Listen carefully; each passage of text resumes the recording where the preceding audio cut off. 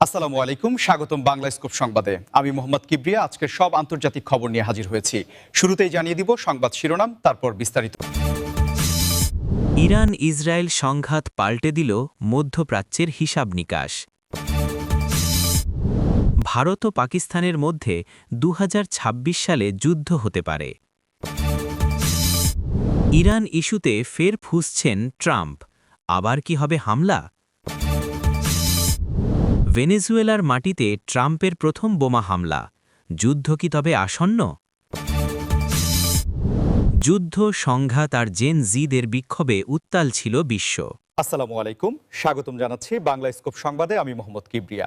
এতক্ষণ শুনছিলেন সংবাদ শিরোনাম, এবার বিস্তারিত।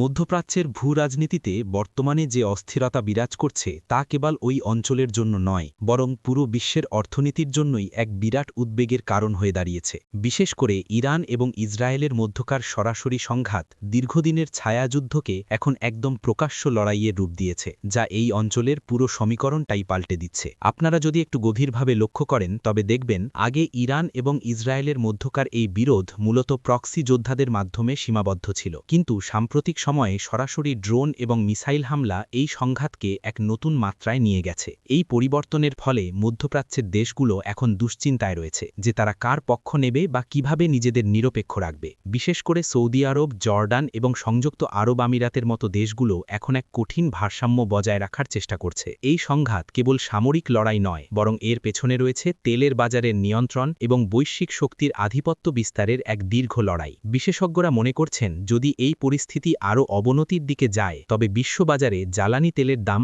আকাশচুম্বী হতে পারে, যার প্রভাব সরাসরি আপনার এবং আমার পকেটে পড়বে। প্রিয় দর্শক, আপনারা কি মনে করেন, এই দুই শক্তির লড়াই কি শেষ পর্যন্ত একটি বড় আঞ্চলিক যুদ্ধে রূপ নেবে? আপনাদের মতামত অবশ্যই আমাদের কমেন্ট বক্সে লিখে জানান। আর আমাদের এই ধরনের বিস্তারিত বিশ্লেষণমূলক ভিডিও যদি আপনাদের ভালো লেগে থাকে তবে চ্যানেলটি সাবস্ক্রাইব করে বেল আইকনটি চেপে দিন, যাতে পরবর্তী কোনো আপডেট আপনাদের মিস না হয়। আসলে ইরান এবং ইসরায়েলের এই সরাসরি সংঘাতের ফলে মার্কিন যুক্তরাষ্ট্র এবং রাশিয়ার মতো পরাশক্তিগুলো এখন সরাসরি কোনো পক্ষ নিতে বাধ্য হচ্ছে, যা বৈশ্বিক মেরুকরণকে আরও স্পষ্ট করে তুলছে। একসময় যে অঞ্চলটি ছিল কেবল রাজনৈতিক অস্থিরতার কেন্দ্রবিন্দু, তা এখন বৈশ্বিক নিরাপত্তার জন্য এক বড় হুমকি হয়ে দাঁড়িয়েছে। মধ্যপ্রাচ্যের দেশগুলো এখন বুঝতে পারছে যে পুরনো কৌশল আর কাজ করবে না, তাই তারা এখন নতুন নতুন প্রতিরক্ষা জোট গঠনের কথা ভাবছে। এই পরিস্থিতিতে তুরস্ক বা মিশরের মতো দেশগুলোর ভূমিকাও অত্যন্ত গুরুত্বপূর্ণ হয়ে উঠেছে। এই পুরো বিষয়টি যদি আমরা বিশ্লেষণ করি তবে দেখা যায় যে ইরান তার আঞ্চলিক প্রভাব বজায় রাখতে মরিয়া, অন্যদিকে ইসরায়েল তার অস্তিত্ব রক্ষার দোহাই দিয়ে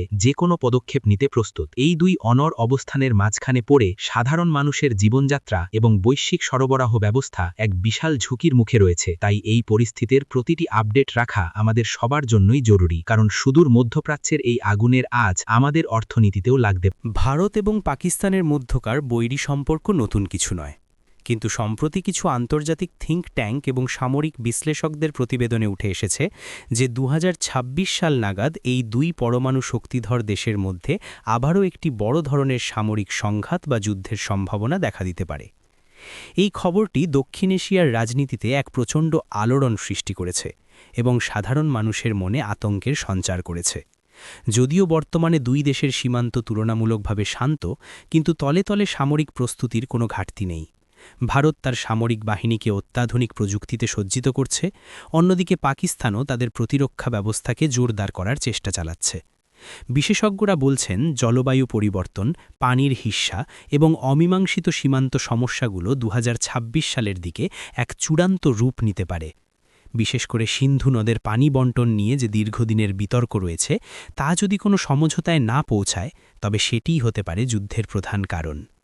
আপনারা যারা নিয়মিত বিশ্ব রাজনীতি পর্যবেক্ষণ করেন তারা নিশ্চয়ই জানেন যে এই দুই দেশের মধ্যে যুদ্ধ মানেই কেবল দুটি দেশের ক্ষতি নয়, বরং পুরো দক্ষিণ এশিয়ার অর্থনীতি এবং স্থিতিশীলতা ধূলিসাৎ হয়ে যাওয়া। এই বিশাল জনগোষ্ঠীর ভবিষ্যৎ কি হবে তা নিয়ে এখন থেকেই জল্পনা কল্পনা শুরু হয়ে গেছে। আপনারা এই বিষয়ে কি ভাবছেন? ভারত এবং পাকিস্তান কি আলোচনার মাধ্যমে এই সংকট এড়াতে পারবে? আপনাদের মূল্যবান মন্তব্য আমাদের জানান এবং ভিডিওটি ভালো লাগলে লাইক দিতে ভুলবেন না। ভারত ও পাকিস্তানের মধ্যে এই সম্ভাব্য উত্তেজনা কেবল সীমান্তে সীমাবদ্ধ থাকবে না, বরং তা সাইবার যুদ্ধ এবং অর্থনৈতিক নিষেধাজ্ঞার রূপও নিতে পারে। আন্তর্জাতিক সম্প্রদায় বিশেষ করে চীন এবং আমেরিকা এই পরিস্থিতির ওপর কড়া নজর রাখছে, কারণ দক্ষিণ এশিয়ায় যে কোনো ধরনের বড় অস্থিরতা তাদের বাণিজ্যিক স্বার্থে আঘাত হানবে।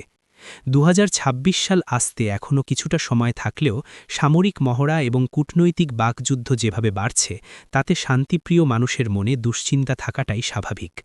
তবে আমাদের আশা রাখা উচিত যে উভয় দেশের নীতি নির্ধারকরা সাধারণ মানুষের কথা ভেবে যুদ্ধের পরিবর্তে শান্তির পথই বেছে নেবেন। কারণ একটি আধুনিক যুদ্ধে জয় পরাজয় বড় কথা নয়, বরং ধ্বংসলীলাই হয় সবচেয়ে বড় সত্য। তাই এই পরিস্থিতির প্রতিটি মোড় আমাদের পর্যবেক্ষণ করতে হবে এবং সচেতন থাকতে হবে। যুক্তরাষ্ট্রের রাজনৈতিক অঙ্গনে ট্রাম্পের প্রত্যাবর্তন বা তার কঠোর অবস্থান সবসময়ই বিশ্বজুড়ে আলোচনার ঝড় তোলে। আর এবার তিনি সরাসরি ইরান ইস্যুতে আবারও কঠোর হুঙ্কার দিচ্ছেন। ট্রাম্পের আগের মেয়াদে আমরা দেখেছি ইরানের ওপর সর্বোচ্চ চাপ প্রয়োগের নীতি, যার ফলে পারমাণবিক চুক্তি থেকে যুক্তরাষ্ট্রের বেরিয়ে আসা এবং কঠোর অর্থনৈতিক নিষেধাজ্ঞা আরোপ করা হয়েছিল। এখন ট্রাম্পের সাম্প্রতিক বক্তব্যগুলো ইঙ্গিত দিচ্ছে যে তিনি যদি আবারও ক্ষমতায় আসেন বা তার নীতি কার্যকর হয়, তবে ইরানের ওপর নতুন করে বড় ধরনের হামলা বা সামরিক পদক্ষেপ নেওয়া হতে পারে। ট্রাম্পের সমর্থকদের দাবি, ইরানকে নিয়ন্ত্রণে রাখতে হলে এই ধরনের কঠোর অবস্থানের বিকল্প নেই। অন্যদিকে সমালোচকরা বলছেন এটি মধ্যপ্রাচ্যে নতুন করে আগুনের শিখা জ্বালিয়ে দেওয়ার মতো একটি পদক্ষেপ হবে। ট্রাম্প যেভাবে সরাসরি ইরানকে সতর্ক করছেন, তাতে বিশ্ববাজারে নতুন করে অস্থিরতা দেখা দিচ্ছে এবং তেলের দামে তার প্রভাব এখনই টের পাওয়া যাচ্ছে। এখন প্রশ্ন হলো, ট্রাম্প কি আসলেই কোনো বড় হামলা পরিচালনা করবেন, নাকি এটি কেবলই রাজনৈতিক দরকষাকষির একটি অংশ? দর্শকরা, আপনারা ট্রাম্পের এই আক্রমণাত্মক অবস্থানকে কিভাবে দেখছেন? তিনি কি পারবেন ইরানকে নিয়ন্ত্রণে আনতে, নাকি পরিস্থিতি আরও জটিল হবে? আপনার মতামত আমাদের জন্য খুব গুরুত্বপূর্ণ, তাই কমেন্ট করতে ভুলবেন না। এই ধরনের গুরুত্বপূর্ণ খবরের আপডেট পেতে আমাদের সাথে যুক্ত থাকুন। ইরানের পারমাণবিক কর্মসূচি এবং তাদের আঞ্চলিক প্রভাব রুখতে ট্রাম্পের এই হুঙ্কার কেবল কথার কথা নয়, এর পেছনে রয়েছে শক্তিশালী লবি এবং অভ্যন্তরীণ রাজনীতির এক বিশাল খেলা।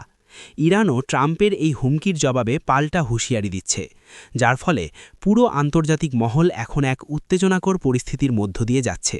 ইউরোপীয় দেশগুলো যেখানে আলোচনার মাধ্যমে সমাধানের চেষ্টা করছে, সেখানে ট্রাম্পের এই একতরফা কঠোর নীতি মিত্রদের মধ্যেও বিভাজন তৈরি করছে। যদি সত্যিই কোনো সামরিক পদক্ষেপ নেওয়া হয়, তবে তার ফলাফল হবে সুদূর প্রসারী এবং ধ্বংসাত্মক। সাধারণ ইরানি জনগণের ওপর নিষেধাজ্ঞার যে প্রভাব পড়ছে, তা মানবিক দৃষ্টিকোণ থেকে বড় এক সংকট তৈরি করছে। ট্রাম্পের এই কৌশল শেষ পর্যন্ত সফল হবে, নাকি যুক্তরাষ্ট্রকে আরেকটি দীর্ঘমেয়াদী সংকটে ফেলবে, তা সময়ই বলে দেবে। তবে এখন পর্যন্ত পরিস্থিতি যেদিকে যাচ্ছে, তাতে শান্ত থাকার কোনো লক্ষণই দেখা যাচ্ছে না।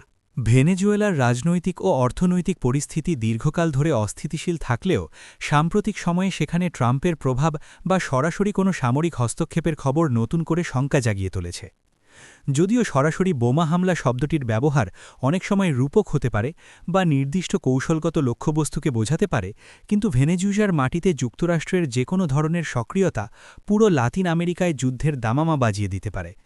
ভেনেজুয়েলার বিশাল তেল সম্পদ এবং মাদুরো সরকারের সাথে যুক্তরাষ্ট্রের দীর্ঘদিনের শত্রুতা এই অঞ্চলকে সবসময়ই একটি উত্তপ্ত রণক্ষেত্রে পরিণত করে রেখেছে। ট্রাম্পের নীতি অনুযায়ী তিনি সবসময়ই বামপন্থী বা একনায়কতান্ত্রিক শাসন ব্যবস্থার বিরুদ্ধে কঠোর অবস্থানে ছিলেন এবং ভেনেজুয়েলা তার সেই নীতির প্রধান লক্ষ্যবস্তু হয়ে উঠেছে। এখন প্রশ্ন উঠেছে, যুদ্ধ কি তবে আসন্ন? যদি ভেনেজুয়েলায় কোনো বড় ধরনের সামরিক অভিযান শুরু হয়, তবে তার প্রভাব কেবল ওই অঞ্চলের মধ্যে সীমাবদ্ধ থাকবে না। রাশিয়া এবং চীন ভেনেজুয়েলার বড় সমর্থক হওয়ায় এটি একটি বৈশ্বিক প্রক্সি যুদ্ধে রূপ নিতে পারে, যা তৃতীয় বিশ্বযুদ্ধের আশঙ্কাকে আরও বাড়িয়ে দিচ্ছে।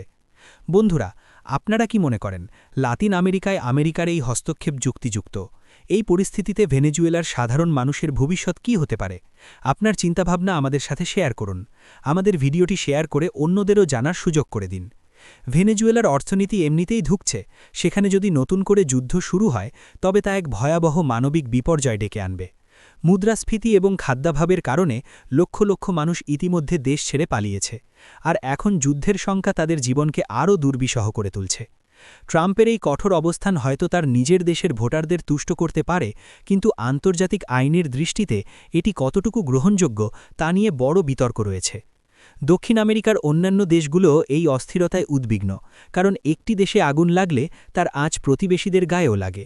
তাই আমরা কেবল এটাই আশা করতে পারি যে শক্তির লড়াইয়ে যেন সাধারণ মানুষের রক্ত না ঝরে এবং কূটনৈতিক আলোচনার মাধ্যমেই সব সমস্যার সমাধান হয়। ভেনেজুয়েলার এই সংকট এখন বিশ্ব রাজনীতির এক বড় পরীক্ষার কেন্দ্রবিন্দু হয়ে দাঁড়িয়েছে। বিগত বছরগুলোতে আমরা লক্ষ্য করেছি যে পুরো পৃথিবী এক অদ্ভুত অস্থিরতার মধ্য দিয়ে যাচ্ছে, যেখানে একদিকে যেমন দেশগুলোর মধ্যে যুদ্ধ সংঘাত বাড়ছে, অন্যদিকে সাধারণ মানুষ, বিশেষ করে জেন জি বা তরুণ প্রজন্ম, রাস্তায় নেমে আসছে তাদের অধিকার আদায়ের জন্য। ইউক্রেন থেকে গাজা, সুদান থেকে মিয়ানমার, সবখানেই যুদ্ধের দামামা বাজছে, যা কোটি কোটি মানুষের জীবন তছনছ করে দিচ্ছে। কিন্তু এই অন্ধকার সময়ের মধ্যেও এক আশার আলো হয়ে দাঁড়িয়েছে তরুণ প্রজন্ম, যারা প্রচলিত রাজনীতির ধার তোয়াক্কা না করে সরাসরি প্রতিবাদ জানাচ্ছে। এই জেনজিদের বিক্ষোভ কেবল নির্দিষ্ট কোনো দেশের মধ্যে সীমাবদ্ধ নেই, বরং জলবায়ু পরিবর্তন থেকে শুরু করে মানবাধিকার এবং দুর্নীতির বিরুদ্ধে তারা বিশ্বব্যাপী এক শক্তিশালী আন্দোলন গড়ে তুলেছে। তারা এখন আর কেবল ঘরে বসে সোশ্যাল মিডিয়ায় প্রতিবাদ করছে না, বরং সশরীরে রাজপথে নেমে বিশ্ব নেতাদের জবাবদিহি করতে বাধ্য করছে। যুদ্ধের ধ্বংসলীলা আর তরুণদের এই জাগরণ, এই দুইয়ের বৈপরীত্যে বিশ্ব আজ এক সন্ধিক্ষণে দাঁড়িয়ে আছে। আপনারা যদি লক্ষ্য করেন তবে দেখবেন বাংলাদেশের সাম্প্রতিক ছাত্র আন্দোলন থেকে শুরু করে ইউরোপ বা আমেরিকার রাজপথ, সবখানেই তরুণদের জয় জয়কার। প্রিয় দর্শক, আপনি কি মনে করেন, তরুণ প্রজন্মের এই প্রতিবাদী মানসিকতা কি বিশ্বের দীর্ঘস্থায়ী শান্তি আনতে পারবে, নাকি যুদ্ধবিগ্রহের এই পুরনো ধারাই জয়ী হবে? আপনাদের ভাবনাগুলো আমাদের কমেন্টে জানান। আর এই দীর্ঘ আলোচনায় আমাদের সাথে থাকার জন্য আপনাদের অসংখ্য ধন্যবাদ। আপনাদের ভালোবাসা এবং সমর্থন আমাদের আরও ভালো কাজ করতে উৎসাহিত করে। জেনজিদের এই বিক্ষোভের সবচেয়ে বড় শক্তি হল তাদের প্রযুক্তিগত জ্ঞান এবং একতাবদ্ধ হওয়ার ক্ষমতা। তারা জানে কিভাবে অল্প সময়ের মধ্যে বিশাল জনমত তৈরি করতে হয়। তবে যুদ্ধের যে ভয়াবহতা আমরা বর্তমানে দেখছি, তা এই তরুণদের ভবিষ্যতের জন্য এক বড় বাধা। জলবায়ু সংকটের চেয়েও বড় হয়ে দেখা দিচ্ছে পারমাণবিক যুদ্ধের ঝুঁকি, যা তরুণ প্রজন্মকে আরও বেশি উদ্বিগ্ন করে তুলেছে। তারা আজ এমন এক পৃথিবী দাবি করছে যেখানে বোমার শব্দের চেয়ে শান্তির বার্তা বেশি জোরালো হবে। সরকারগুলো যখন অস্ত্রের পেছনে বিলিয়ন বিলিয়ন ডলার খরচ করছে, তখন তরুণরা দাবি তুলছে শিক্ষা, স্বাস্থ্য এবং উন্নত পরিবেশের জন্য। এই লড়াইটি আসলে পুরনো ধ্যানধারণার সাথে নতুন প্রজন্মের আধুনিক ও মানবিক চিন্তার লড়াই। এই যুদ্ধে কে জিতবে তা এখনও নিশ্চিত নয়, তবে তরুণরা যে পিছু হটবে না তা তাদের সাহসিকতাপূর্ণ আন্দোলন থেকেই স্পষ্ট বোঝা যায়। আজকের এই বিস্তারিত আলোচনার ইতি টানছি এখানেই। আমাদের সাথে থাকার জন্য আবারও ধন্যবাদ। আমাদের চ্যানেলের অন্য ভিডিওগুলো দেখতে ভুলবেন না এবং সুস্থ থাকুন, সচেতন থাকুন। দেখা হবে পরবর্তী ভিডিওতে।